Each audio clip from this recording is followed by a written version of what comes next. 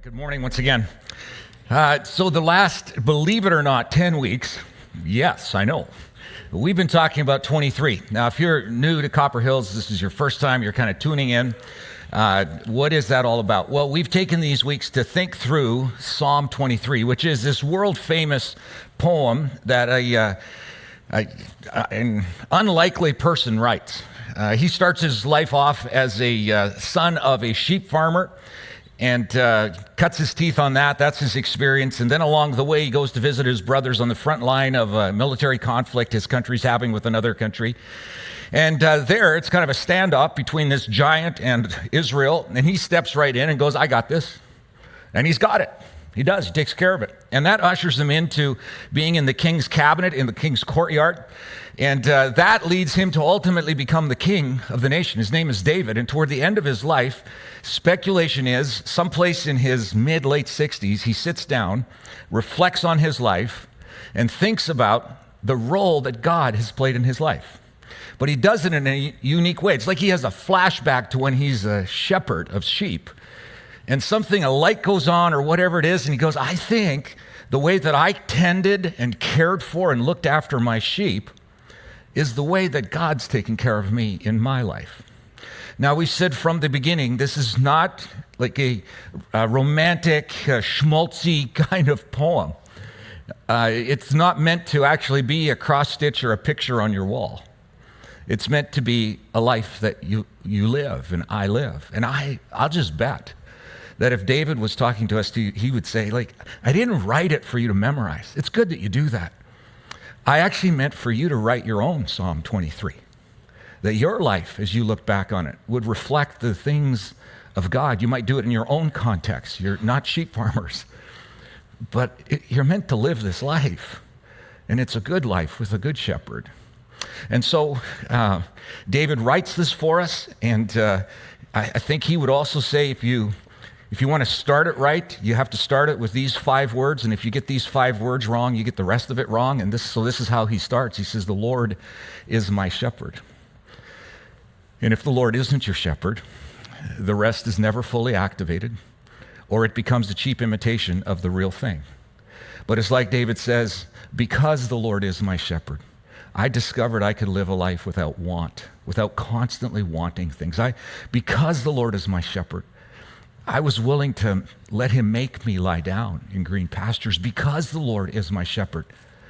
He leads me to places where the waters are refreshing and there's rhythms of renewal for me. He leads me in paths of righteousness. He restores my soul. He cares for me because I simply bear his name. He says, even though there are times where I do walk through the valley of the shadow of death, and those really are, because the Lord is my shepherd, I'm not afraid because my shepherd is with me. His rod and his staff, they actually comfort me. This is what my shepherd does. And then he prepares a table before me in the presence of my enemies. And because he's my shepherd, he anoints my head with oil and my cup overflows. And then he adds this, surely, for sure, certain, absolutely, no doubt about it, or in the Urban Dictionary, duh, right? Duh. Your goodness and love follow me. They'll follow me all the days of my life. Now, I would guess that some of us here memorize Psalm 23 in the King James Version. And it doesn't say, your goodness and love will follow me. It says, your goodness and mercy. Well, so this is the NIV, why does it change it to love? Well, the hesed word that's used actually has an overtone and a nuance of its undeserved love. So your goodness and undeserved love, or your goodness and something other than love is what I deserve, follow me. That's where the nuance of mercy comes in. So mercy is not getting what I deserve. And so either way, we're going to use goodness and love, but this is what David is saying. He's discovered because the Lord is his shepherd, something's following him, stalking him, if you will. And it's goodness and it's love. So here's where I want to start. I want to bring Dolly back. Round of applause for Dolly. Yes. If you're thinking, like my grandson just told me this morning, he's sitting right over here, Dad, why is there a goat on the stage? Right? Well, it's actually a sheep, Levi. It's a sheep. It's a Awasi breed of sheep. It's indigenous to Israel. And we've learned a lot from David's psalm by learning about this particular breed of sheep. See, David didn't write this last week. He wrote it 3,000 years ago in the Negev desert south of Jerusalem, where it's tough to be a sheep farmer. But this is what David was, and this is what he learned. And so we've learned a whole bunch of things about this particular breed of sheep. So let me bring some of those back, because there's one quality of this sheep that leads it to a place where it needs somebody to follow after it. But when that somebody follows after it, there are two elements or two characteristics of this sheep that make the capture or the success of the following happen. That's all confusing, okay? So here's what I mean. We've talked about Dolly's eyesight. She struggles with short-sightedness because God made her in this wonderful way where she has her eyes on the side of her head, which give her a 300-degree radius of vision, of view. They're monocular. That means that they function separate from one another. And so Dolly has this ability to see enemies coming from all around, but she has a really hard time seeing clearly right in front of her. And so because of that, she is drawn and attractive to shiny things, sparkly things like running water. And we said this early on, that's dangerous for a sheep to find running water because you've got this 80-pound duvet on your back, you stick your head into the running water and it takes you away. It's dangerous. She's prone to wander. But eyesight that she has also leads her to be attractive to wide open spaces. She doesn't like narrow, dark places, but wide open places like cliffs. Right? That could be dangerous. In fact, this last week I was reading about an incident that happened in Turkey in 2005 where a bunch of sheep committed sheep suicide. Yeah, it's a tragic story. I know you're sad over it. Fortunately, somebody did us the favor of animating this real life event, and I found that on YouTube. So here's this event. So somewhere in Turkey, 2005, this sheep, short-sighted sheep, finds this wide open expanse, this cliff. And, he or she gets to the edge and is thinking, that looks good. I think that could work for me. And all the other sheep follow. 450 sheep follow her to the edge of the cliff. Oops. Over she goes, right?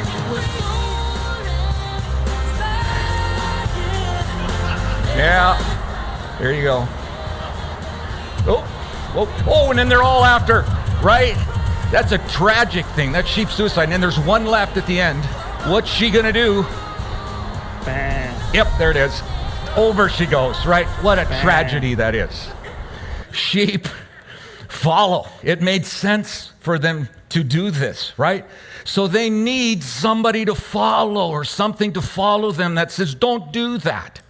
Or if they do, who can rescue them there. So Dolly has a couple of other features that help the one following to be successful in bringing Dolly back to safety. Well, what are those? Well, Dolly has a really heightened sense of smell. She can smell predators. She can smell her shepherd from 1,000 feet away. That's like 3 football fields. Really quite amazing. God made her with smell glands, ability to sense smell underneath her eyes here, which enhance that ability to be able to smell what's coming. But here's the interesting thing, and this is totally for free. It has nothing to do with anything, really. But God also made her with smell sensory glands between her toes of her cloven hoof. Now, isn't that interesting? Oh, I think it is. Just join me with it, okay? Why would God do that?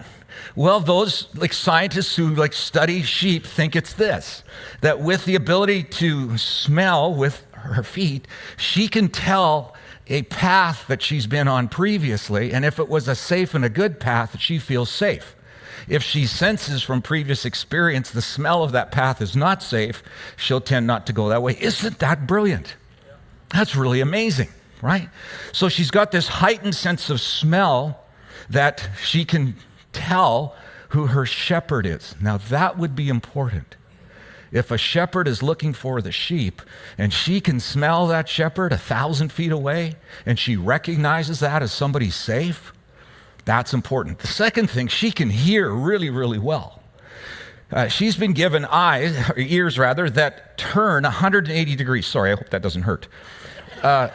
Right? And she receives audible signals at slightly different times, which enables her to pick up how far away that predator, that shepherd, or whoever it is from her.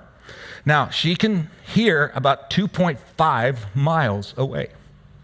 Here's poor Dolly. Here's the sad part about this story is Dolly has no natural defense mechanisms. So, though she can hear her predator coming 2.5 miles away, she can't do anything about it. She just knows when she's going to die. That's the sad thing of that story for Dolly. So that's also important. Remember, there's a place where Jesus says, "My sheep hear my voice." That's what he's referring to. My sheep have an incredible ability to hear my voice, but they don't always listen. And so here's Dolly. She can wander away, and she has some senses that if she's going to come back and come to safety, she needs to have those senses appealed to. Let me give you an example. Here's a video of a shepherd out looking for a sheep. And you'll get a bit of an idea. So here's the sheep. It's wandered from. You don't see any of the other sheep around anywhere. The sheep is coming up. This is in the Negev desert, how barren it is. And then the shepherd is going to come into the scene, and I'm going to just let you listen for what he does.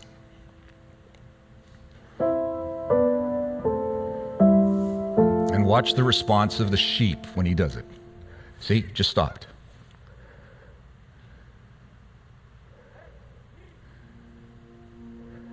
And you'll start to hear the shepherd whistle, and you'll start to hear the shepherd grunt in a unique way. You know what he's doing? He's calling her name. She has a unique whistle that she'll respond to, and a unique grunt or noise the shepherd will make. And so she responds to that, and the shepherd slowly approaches her with his hands out. And at some point, you're going to see the shepherd put his hand to his face as a way of safety. It's a non-threatening posture. And the other hand will be held out to the sheep. Right now, the sheep is figuring, who is this? I smell, smells like my shepherd. I can hear. And the shepherd approaches slowly and will pause for just a bit as he gets close.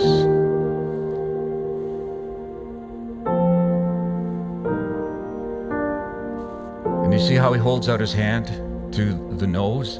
The nose is the most sensitive part of the sheep, and with the nose, he can smell the shepherd, and the shepherd knows that, so he holds his hand, and then he embraces her and holds his hand behind him as he walks further ahead of the sheep, going slowly, but the sheep is following now, from wandering to following. He'll continue on, and you'll see him stop at one point here where it's like he waits for the sheep to catch up, and watch again what he does in terms of reaching out to her. Takes a few steps back, and once again touches her nose so that she's reassured. My shepherd is with me. You notice that he doesn't scold her for getting lost. He doesn't chastise her for, why did you do that again? This is the 8th time in 2 months that you've wandered away, you stupid sheep. He doesn't do that. There may be a time for correction. There may be a time for some time out in the sheep pen. But not now. You see, what matters is that the sheep comes home. The sheep is rescued. The sheep gets out of danger and joins the fold again. This is what the shepherd wants to do. Do you know what that's called? That's called chasing in shepherd language. You see, the word follows, surely goodness and mercy or goodness and love follow me. That's not a strong enough word. You know what the actual word in Hebrew is? It's radah. Radah. The shepherd radahs the sheep. That means he chases after it. He goes after it with passion and with energy, with an urgency. He has to get to the sheep. He chases after it. That's what that didn't look like chasing after, did it? You see, when we think about chasing after, we maybe think about this kind of scenario. My oldest son, Aaron, was a police officer in Tucson for 5 years coming out of college. And so that gave me the opportunity on a couple of occasions to do an overnight ride along with him. That's a cool experience. If you get to do that with a police officer, that is a really interesting experience. So I think it was the first time we did a ride along together. A fugitive had been stopped at a routine traffic stop, and because he didn't want to get arrested for whatever crimes were held against him, he flees. He takes off in his car. And now there's a chase going on, right? It's an amazing thing to watch what happens across the city when that's going on in the city. All the police forces are on heightened alert, and if you're anywhere close to proximity of that, you get involved in it. Well, I so admire the ability the police officers have to know their city, because they know their city well, and they can kind of anticipate if he's on that road or if he's on that freeway, that likely spills out into this area and there's no way off other than he's probably going to go over there. Well, Aaron does this. So he tries to get ahead of the guy, and you get to like a four-way stop intersection. I think it was actually traffic light controlled. And he pulls over to the side and he says, "You sit there, stay there." He says, "Yes, sir. Yes, sir." And he gets out, he gets some spike strips out of the trunk, and he's going to throw it in front of the car because he can see it coming. I look back over my shoulder, and it is like the whole city is lit up with police lights. There's a helicopter with the penetrating, piercing searchlight right over top of the car, and you can see the car coming, and about 30 cruisers and police vehicles all lit up, blue and red. It's an amazing scene. You think the whole city's following this guy. Well, he gets closer to us, and he must have seen Aaron because he slows down and turns left and into the oncoming traffic. Now, it was in the middle of the night, so there wasn't much traffic, but that slowdown was enough time for the police officers to get ahead of him, and now they boxed him in, and they were going to get their man. They were going to chase him down. So I really think, without opening the windows or undoing his seatbelt, they pulled him out of the car. He almost pulled his seat out with him because they're going to get their guy, right? They're chasing after him. Well, here's the interesting thing. That word chasing after that is used here, rada, means that kind of intensity of going after, but in the posture of what you just saw the shepherd do it. There's an urgency. There's a seriousness. We've got to get this done. We've got to get our sheep. But it's done with goodness and with love, being aware of the tenderness of the sheep, or you and me, that God pursues us, chases after us. David knew about this. He knew about the contrast. He knew how he chased after his sheep. He knew that when one was lost, he would, just like the video showed, he would go after them. And when they're lost, they're often afraid and timid, and they may have already survived the threat of some predator or whatever they've been through. And David knew that. And so he goes with hand held out. He knows the sheep can smell him. He knows the sheep can hear him. He knows the most sensitive part of the sheep is the nose, and so he holds his hand in a way the sheep will relax and follow. Pursuing? Absolutely. Chasing after? No question. Going to get his sheep? You bet. But it's a totally different kind of chasing. See, David knew the other kind of chase too. For a 10-year period, 8 to 10 years, David fled from the most powerful man in his country. His name was King Saul. David, as I said at the very beginning, he ended up being in the court of the king. And along the way, the king gets jealous of God's favor on David. David is so successful in so many ways. And so he feels threatened. King Saul feels threatened. And so he banishes David from the court and sends him out. And then he sends troops after him. He sends 3,000 of his elite forces, special ops guys, to go chase David down. 1 against 3,000. For 8 to 10 years, David is being chased by Saul. At some points, David flees across international lines to countries where he thinks he's going to be safe, only to find the leader turns him over back to Saul, and now he's on the run again. For almost a decade, David is being chased. So he knew about being chased. He knew about the intensity of what it means to be pursued in that way.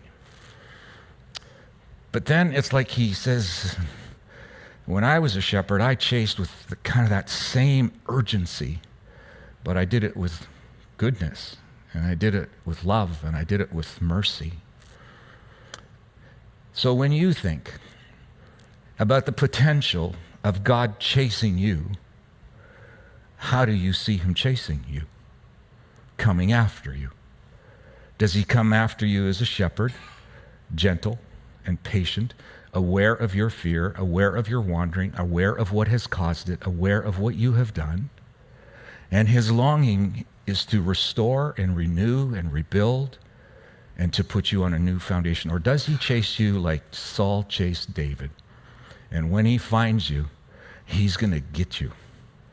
And he's going to exact some revenge. And he's going to no doubt question you, and he's going to correct you, and he's going to punish you for the things that you have done. He's going to chastise you for wandering. Who is it? How does he chase you down? When I was in my late teens and early 20s, if I was really frank, I would say I think in some ways I thought of God chasing me down in a measured way, like Saul chased David down. You see, I would go through seasons of time where I didn't want to wander from God, but I was bored or a shiny thing caught my attention and I would pursue that, or I wanted to be cool with my friends in high school and I didn't want to be that guy that was this religious guy that, was all passionate about church and that stuff when they weren't. I wanted to fit in. I wanted to be cool. I wanted to be part of the gang. And then into my 20s, I discovered I could do business okay, and I started to make some money, and I thought, well, that's really important, and I love doing that. And you just wander, right? Like the sheep didn't set out to wander. The sheep didn't go about, I'm gonna mess with my shepherd today. No, something caught that short-sighted sheep's attention, and they wandered. Yes, I know sometimes there's the other side of it where God tells us to do something, encourages us to do something, asks us to obey him, and we turn to him and go, not today. I want to get this out of my system, or like, I really love her, and the relationship isn't good, and you're sleeping with your boyfriend or girlfriend, God doesn't, it's not please him, but man, we're so in love. Or we do that business deal in a shady way, or we don't tell the truth, or we got stuff going on, we're watching things on the internet and so on that we would never ever want our spouse to know that we're doing. And we hear God telling us. We know that's not what we want to do, and we do it anyways, right? So there's that just wandering that happens, and then there's the intentional wandering of the whole thing. And so when I'm in my late teens and early 20s, that's kind of me. I'm wandering. And I know that God feels distant from me, and I didn't want that. And so I kept trying to reach back to him, thinking this was up to me to get back, and in some ways it is. But I thought, man, he's not reaching back to me. I've disappointed him. I've messed stuff up. He's tried to reach me so many times. I bet by now he's pursuing me with a corrective rod. Or maybe he stopped pursuing completely. And that was even a scarier thought than that. But I thought for sure if he hadn't, something bad was going to happen to me or my family, because that's how he was pursuing me. And so one day I took a little piece of cardstock out, manila cardstock like this. I think it was off of a file folder. And I started to write some things back because I was going to make my way back to God. I was going to search for him.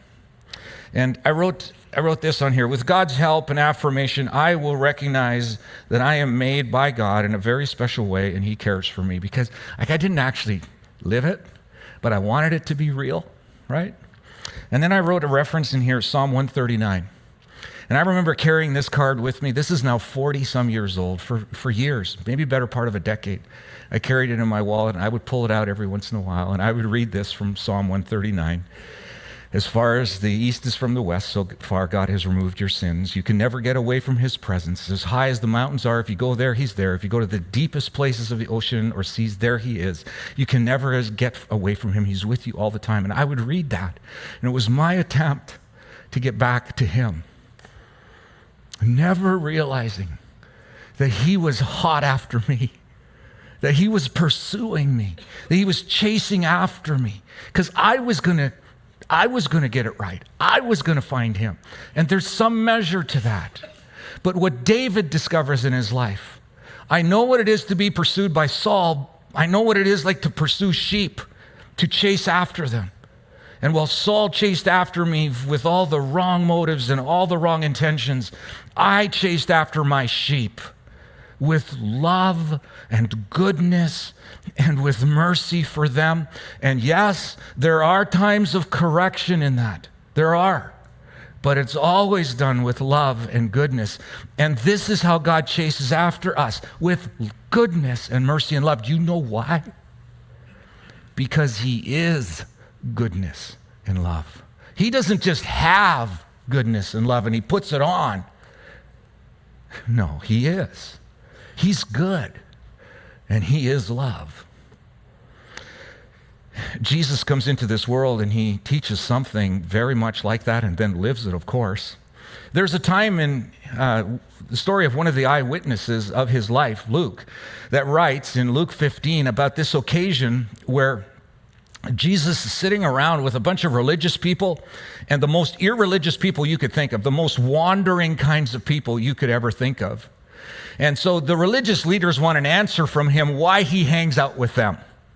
This is how the conversation goes in Luke 15. He says, now the tax collectors and sinners, see, they had labels for these people because they weren't just doing, in their estimation, sinful things like loan sharking and prostitution and, God forbid, tax collection, right? They were tax collectors, so they had a label. They weren't just bad people. They were like to the core bad. So there's tax collectors and sinners were gathering around to hear him, but the Pharisees and teachers of the law muttered, this man welcomes, like he chases after them. He seems to enjoy, and then he has dinner with them. He eats with them. Then Jesus told them this parable. Here we go with some sheep. Suppose one of you had 100 sheep and loses one of them. Does he not leave the 99 in an open country and go after? Does he not radah them? Yep. He does.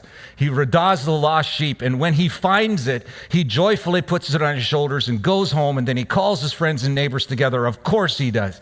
Rejoice with me, I have found my lost sheep. This is how God pursues you and me. Do you believe that? Is that his posture to you? If David was with us, he would go, hey, let's go back to Psalm 23, the first 5 words. The Lord is my shepherd. He does not say the Lord is like Saul. He says, no, the Lord is my shepherd. And I think about when I shepherded my sheep and someone wandered. I chased after them with my goodness and my love. So the question really would be to start with, is the Lord your shepherd? Right? Because if he is, then the rest of it is true. That he chases after you and me, chases after us. He radahs us with his goodness and his love. Who would not want to have a shepherd like that? And this is the offer he holds to us. Do you know him that way? Give in to his chasing. David at times will say, in Psalm 140, something like that, I think it is. He says, as a deer pants for the water, so my soul longs after you. There is a longing, but the chasing is done by a good God. Paul writes this in Romans 2:4. He says, your kindness leads me to repentance. Your goodness, your love leads me to a place of self-examination, realizing I'm wandering, or realizing I'm intentionally saying no. And his love and goodness pursues, meant to bring us to a place where he could rescue us and take us back to a place with him. This is good news, is it not?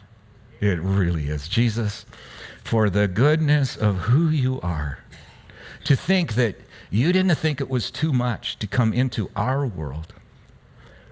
It would have been really amazing, and it was, that you lived among us and you showed us what a really good full life looks like. Great adventure, huge risk, a lot of opposition, but a depth to that life that shapes the culture and shapes people around. But you did more than that. You're chasing us down with goodness and love, had a cross involved in it, had your death involved in it, because there was no limit to how far you would go to chase us down. So, where we resist, where we simply wander, bring us back to you, Jesus. Chase us down. We want you and the wonder of your goodness to be full for us. Thank you, King Jesus. Amen.